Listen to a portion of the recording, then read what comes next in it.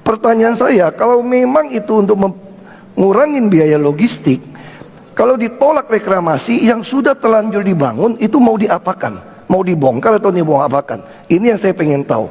Terus bagaimana cara kita menghadapi keputusan pemerintah pusat Kepres ini dari zaman Pak Harto yang udah diputuskan, termasuk dari Bappenas, bagaimana kita membatalkan reklamasi yang akan menghasilkan 1,2 juta tenaga kerja, menyerap 1,2 juta tenaga kerja. Ya. Jadi itu mau tanya. Pak Anies.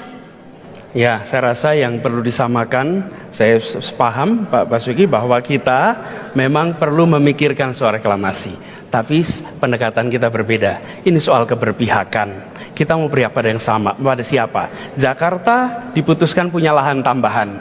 Lalu lahan tambahannya untuk siapa? Di situ pertanyaan mendasarnya. Dan diberikannya pada siapa?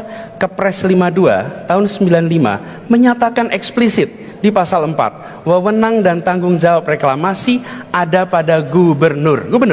Karena itu ketika saya gubernur, saya akan memanfaatkan otoritas ini untuk rakyat banyak, bukan untuk sekelompok orang. Jadi ketika ada sebuah lahan baru, saya katakan untuk kepentingan publik. Ini nomor satu.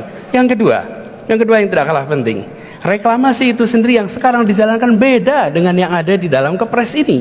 Beda sekali. Kalau Anda lihat bentuknya, di Kepres itu ada bentuknya, yang sekarang berbeda sekali. Cukup Pak Basuki, silakan. Saya kira jangan membohongi. Gambar peta reklamasi bukan dari saya, semua pulau dari saya. Dulu dalam 18 pulau, 1,5 pulau dipotong karena kena arus air panas PLTU. Dan mau apa lagi, seluruh hasil reklamasi sertifikatnya milik DKI. Lalu hampir 48% itu digunakan buat fasum dan fasos untuk DKI.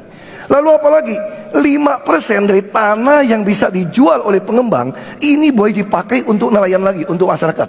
Lalu apalagi tanah yang mereka jual, setiap rupiah yang mereka jual 15% dari penjualan mereka NJOP itu dipakai buat pembangunan. Sehingga kita akan mendapatkan dalam 10 tahun 158 triliun kira-kira uang dari reklamasi. Jadi bukan hanya 1,2 juta untuk tenaga kerja.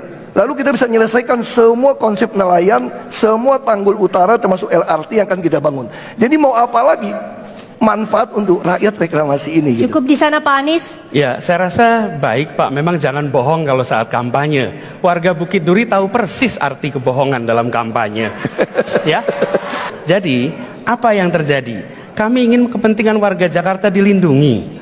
Apa dilindunginya? Kita ingin jangan sampai justru muncul banjir. Ini unik.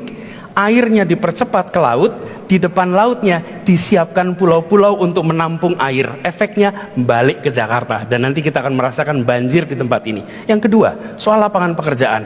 Lapangan pekerjaan justru lebih banyak tersedia bukan lewat reklamasi, tapi lewat rehabilitasi 13 pulau, 13 sungai di Jakarta. Rehabilitasi pantai-pantai di Jakarta itu menyerap tenaga kerja jauh lebih banyak. Dan yang tidak kalah penting, begitu kita membangun pulau-pulau di sana lalu menjadi pemukiman yang mewah, yang pasti memiliki bukan para nelayan yang hadir di sini, mereka hanya bisa menonton dari jauh.